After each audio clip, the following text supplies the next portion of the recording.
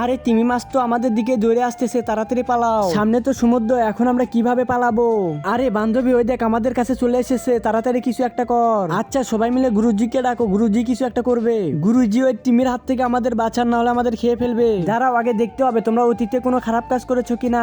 আরে এই তিমিকে সমুদ্র ছেড়ে দাও, তার বিনিময়ে তুই আমাকে টাকা দে, তাহলে ছেড়ে দেবো। আচ্ছা যাই, সোনার চেনটা হলেই হবে। তিমি মাছটা সমুদ্র ছেড়ে দিই, তাহলে ওর পান বেঁচে যাবে।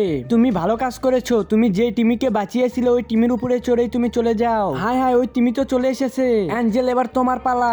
এই কি, ওখানে তো পানিতে ডুবে একটা লোক মারা যাচ্ছে, তাড়াতাড়ি ওকে বাঁচিয়ে নেই। আরে একে তো তুলতে পারতেছি না, অনেক কষ্ট করে ওকে তুললাম, এখন ওর বুকে চাপ দিয়ে পানি বের করে নেই। আমাকে বাঁচানোর জন্য তোমায় ধন্যবাদ। ঠিক আছে, তুমিও ভালো কাজ করেছো। এ নাও, তুমি এই হেলিকপ্টারে করে চলে যাও। গুরুজি এবার তাড়াতাড়ি আমারটা দেখুন, এ তো টিকটক করতেছে, একে ধাক্কা দিয়ে পানিতে ফেলে দেই। আল্লাহর কসম দা, ভিডিওতে তো সবাই লাইক সাবস্ক্রাইব করে। আজকে দেখবো নিজের মা বাবাকে ভালোবেসে কে কে ভিডিওতে লাইক দিয়ে চ্যানেলটিকে সাবস্ক্রাইব করে দেয়। আরে তুই তো ওকে পানিতে ধাক্কা দিয়ে ফেলে দিয়েছিলি, এখন তুই মর।